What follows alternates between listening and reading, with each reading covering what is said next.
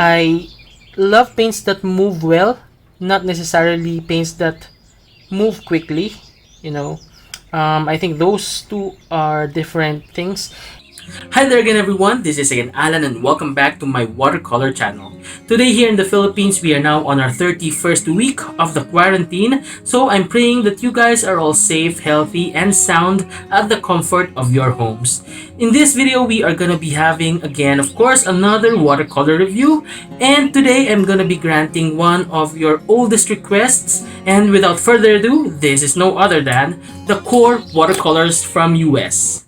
I got my QOR watercolor set at Amazon US last year, 2019, with the help of my cousin in US, Gracie. She brought this set to me here in the Philippines along with the other sets that I got, the DS, the M Gram, and the Da Vinci, when she went home to the Philippines and attended the wedding of my sister on April 2019.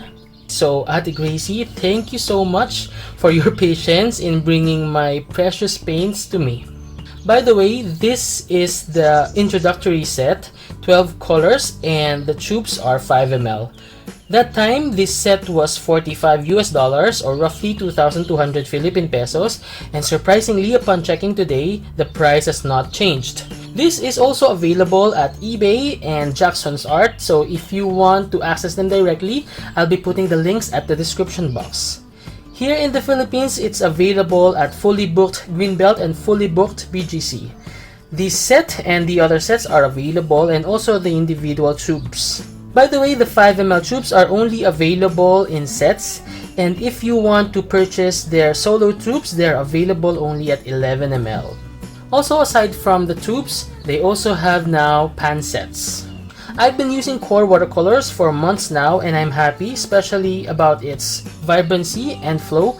So to know more about the QOR watercolors, let's read some information at their website.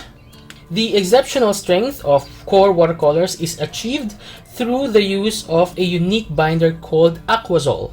This unique binder first caught our attention through ongoing dialogue with professionals in the field of fine art conservation.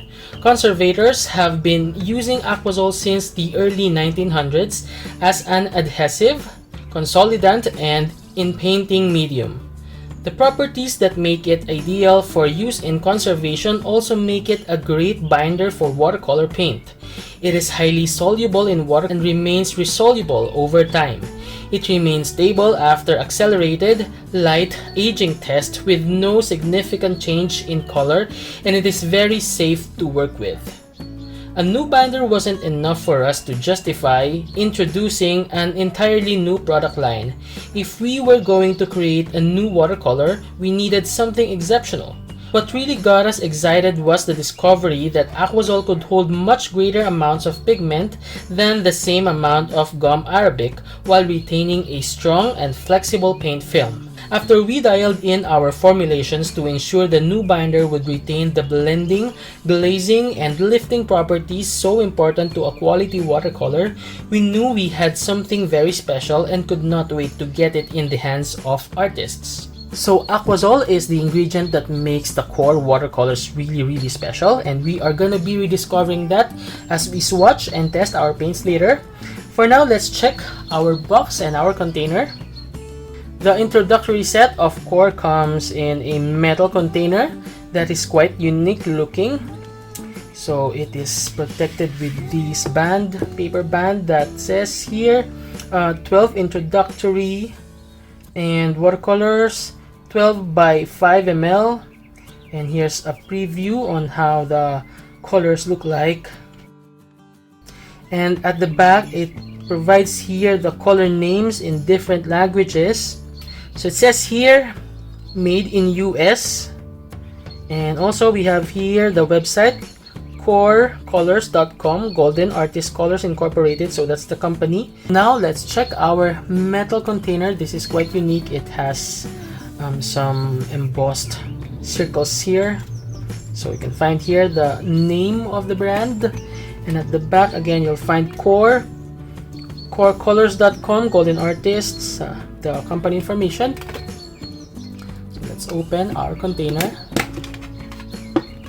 So the cover is not attached to the container, and you can actually use the cover as your mixing palette.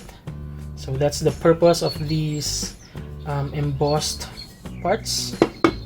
So we have here a small information sheet. So we have here a chart of the 83 colors of QOR. So I appreciate this, but I wish they had included the pigment code at least. Anyway, those information are completely provided in their website. The transparency rating, light fastness rating, the pigment code, and the pigment name, also the granulation, which colors granulate and which colors don't. And for those who need those information, I'll be also linking those sources at the description box. And now here are our tubes.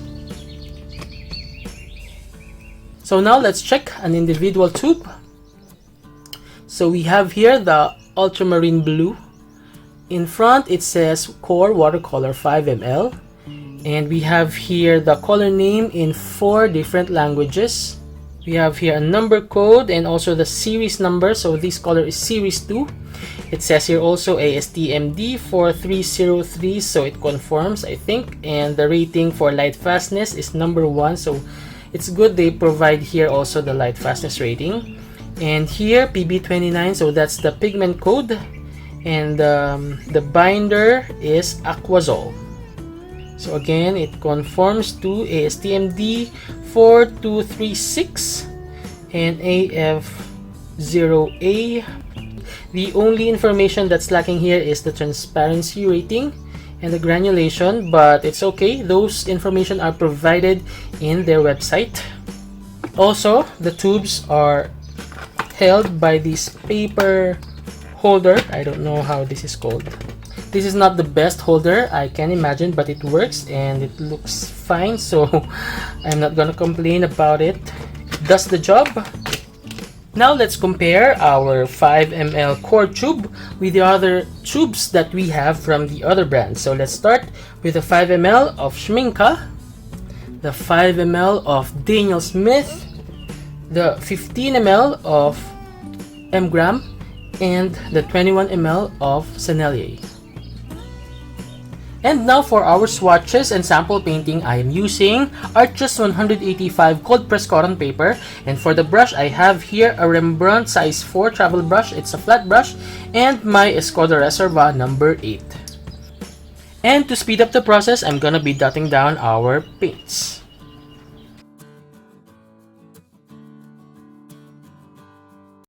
In my experience, all the tubes are fine. I did not experience binder pigment separation. So I think we are ready to start. Let's begin with Nickel Azo Yellow, which uses PY150. This yellow is my personal favorite yellow because this is very strong, very transparent also. And this is the main ingredient in making quinacridone gold. You know, this color is not usually found in small sets like this 12 color set, so I'm glad that they included this. I can also use this yellow PY150 as my primary yellow because you can really make many kinds of greens, beautiful greens and interesting oranges using this yellow. Next we have Hansa Yellow Light. Now we have here another interesting color, the Quinacridone Gold Deep, which is PO48. This color is also not usually found in small sets like these.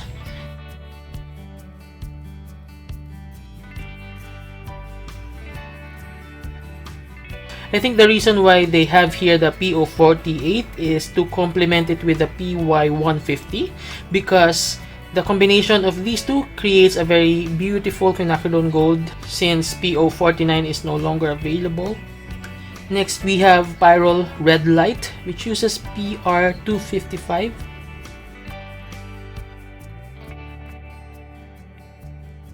Now we have Quinacridone Magenta, which uses PR122. This is the primary red here.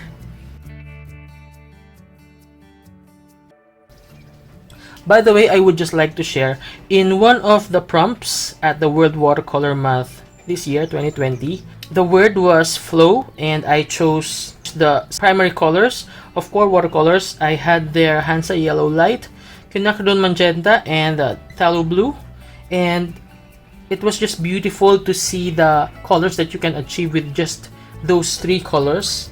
Now we have here permanent alizarin crimson that uses PR 177.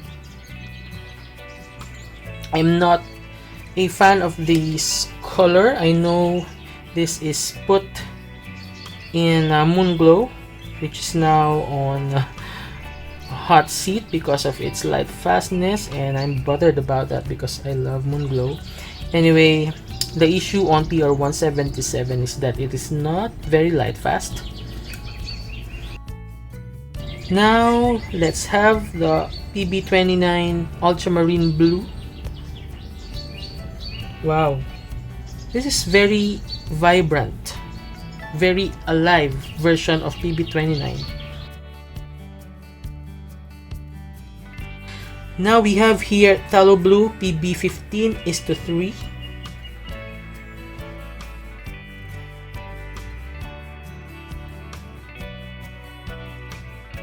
This blue is also very intense, and it just really flows very well. It gets very smooth on paper. It's not hard to spread it on paper. Next is Viridian Green, and I'm glad that they have here the real Viridian pigment, PG18. Some artists do not like PG18 because it's not as vibrant as the PG7 or Phthalo Green, but I prefer this because it's more consistent when it comes to light fastness. It's granulating and it's easier to handle because the tinting strength is not that high. Anyway, I have here Phthalo Blue if I want to achieve a close to Phthalo Green color.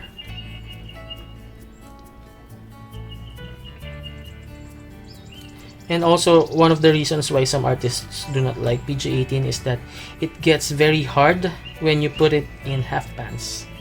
So it's best used fresh from the tube. Now we have PY43 Yellow Ochre. And this is, of course, gonna be opaque.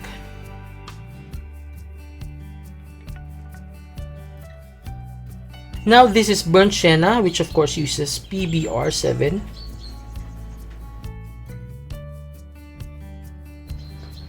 Lastly, we have Payne's Gray, and this uses three pigments: PB15:3, PBK7, and PV19.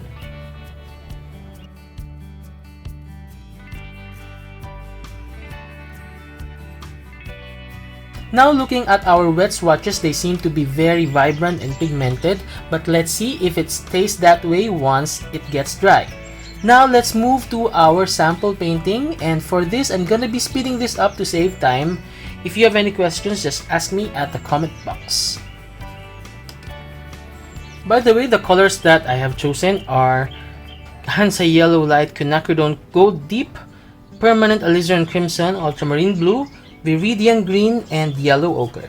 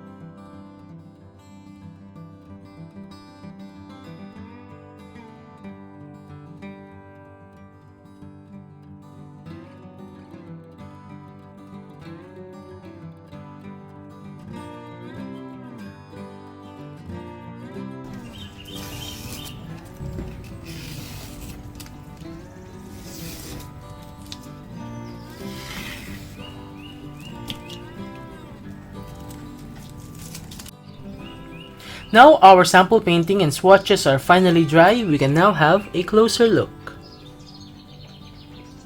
For the color selection, they have here 2 yellows, 3 reds, 2 blues, 1 green, 3 earth colors, and a black or a gray.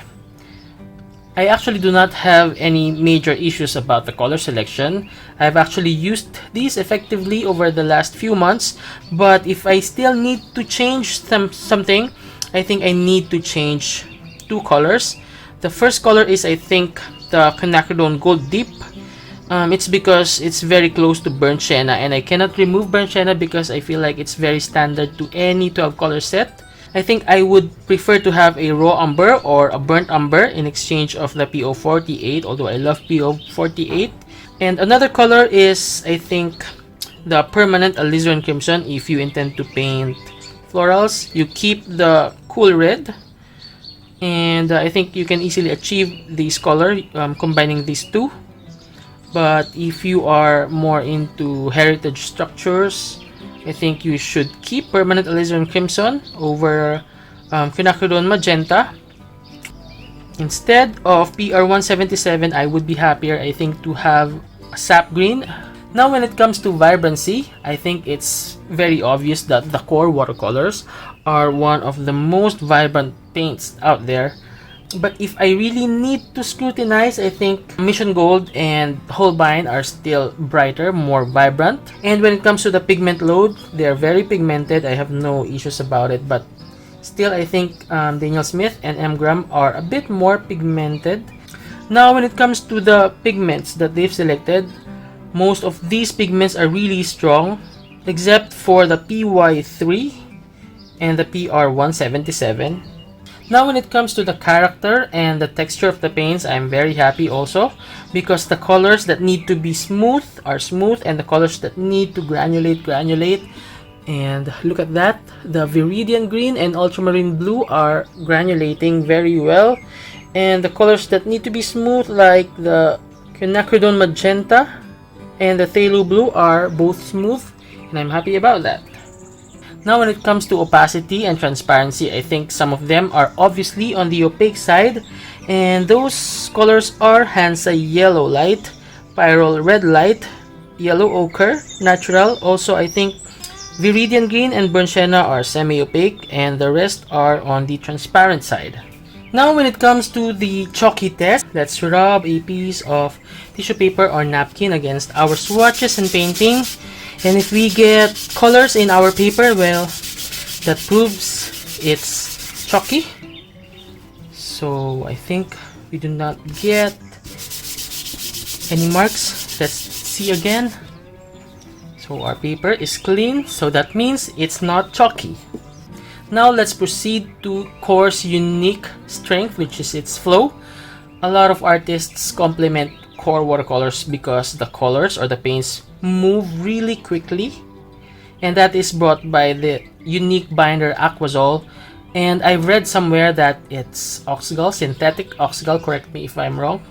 I think I was able to experience and show it here, especially at the sky part and the sand part, but this painting is really small. Some of you might also say that I was not able to show the movement of QOR because my painting is very limited and I touch my mixes a lot, and that's because that's my style. I love paints that move well, not necessarily paints that move quickly, you know. I think those two are different things, and maybe because I paint a lot of technical paintings, illustrations, so I'm used to managing my paints, their movement. So yeah, I think that's more on my personal style. But in case you want to see my other works using QOR, I have here 2 samples. I've done this months ago.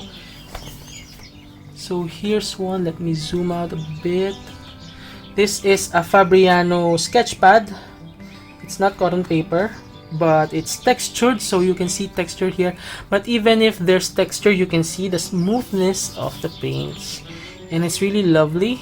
Also in the warm orange that I was able to achieve here, you can see it's also very smooth, and also no hard edges here.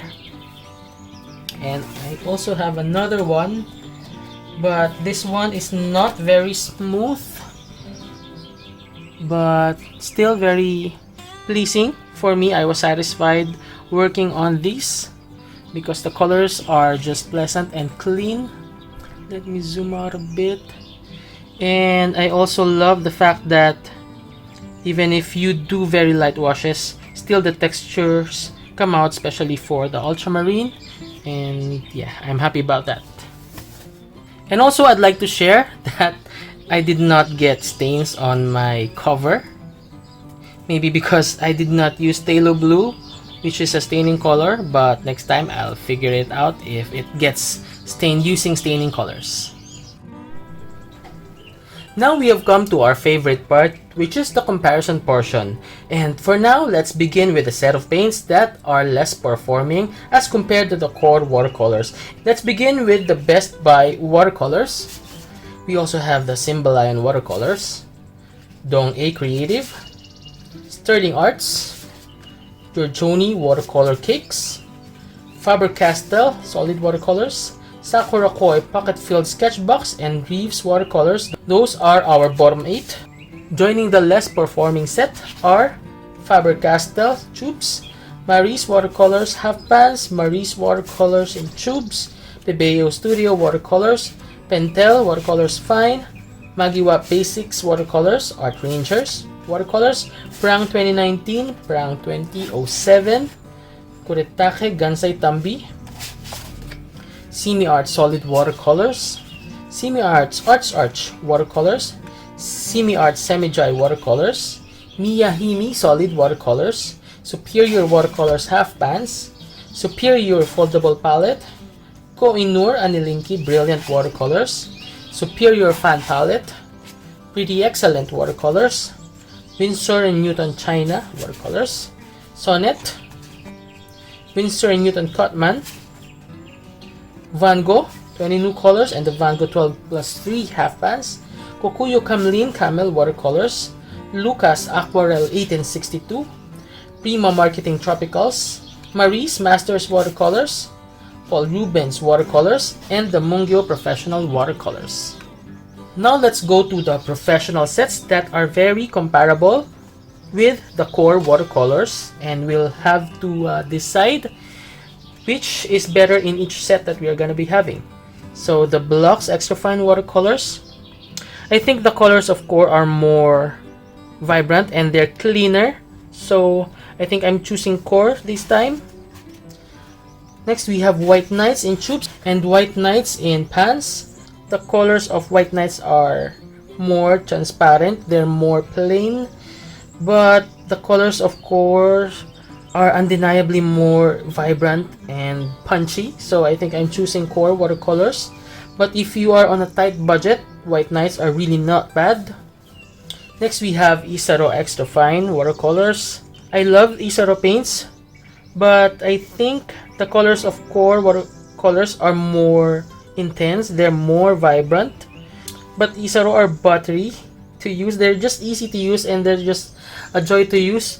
I would like to give a draw, but depending on where you're coming from, I think the budget would decide which is your bet between these two.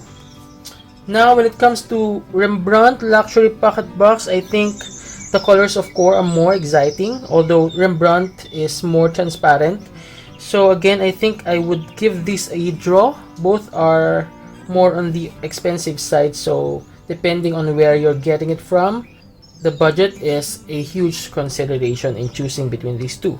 Now let's go to the set of paints that are, I think, a notch higher as compared to QOR Watercolors.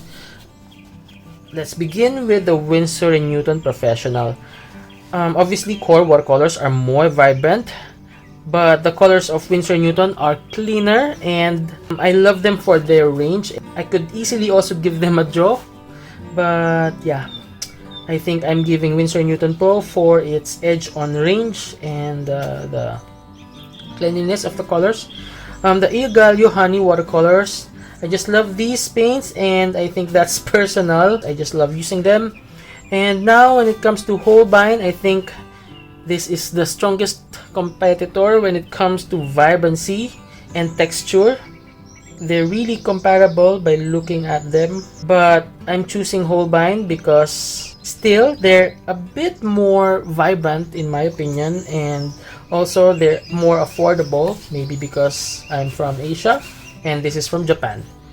And also another set that is very comparable is the Mijello Pure Pigment set or the Mission Gold. I think they're also very comparable when it comes to vibrancy, but still Pure Pigment or the Mijello Mission Gold is a step higher. Also, they're very affordable. Another Mission Gold set. And of course, my top choice is still Daniel Smith, because aside from the fact that I've been using this ever since, so I know them really well. They fit my style and my preference really well. I love the texture, I love their vibrancy, and they're very pigmented, and of course its outstanding edge is its range, so it's still my top choice. So now if you are gonna ask me would I recommend the QOR watercolor paints, my answer is of course yes. These are super great paints and they are really unique. They're very vibrant. The flow is its outstanding characteristic. It moves really quickly, so that's the main consideration in getting these set or these QOR watercolors. This can be a bit pricey, especially if you're from Asia. Here, the QOR 11ml tubes are as expensive as the Daniel Smith 15ml tubes. Maybe if there would be more suppliers here, I think the price would improve. I'm actually recommending this set for artists who want to achieve fluidity in their work, and for artists who are, exploring watercolors in traditional way, because these are really good for washes and for watery techniques. For those who are making technical illustrations, for controlled work, you might need to adjust a bit using these, but it's manageable in my opinion. For beginners, I have the same advice. This is gonna be challenging, but I'm sure it's gonna be fun. So I think that's all for the QOR watercolors. I think we're done. If you have any questions, requests, or clarifications, please don't hesitate to comment it below. Also, please don't forget to like and share this video. If you have not subscribed yet, please do subscribe to show support to my channel. Again, thank you for watching and see you again next week.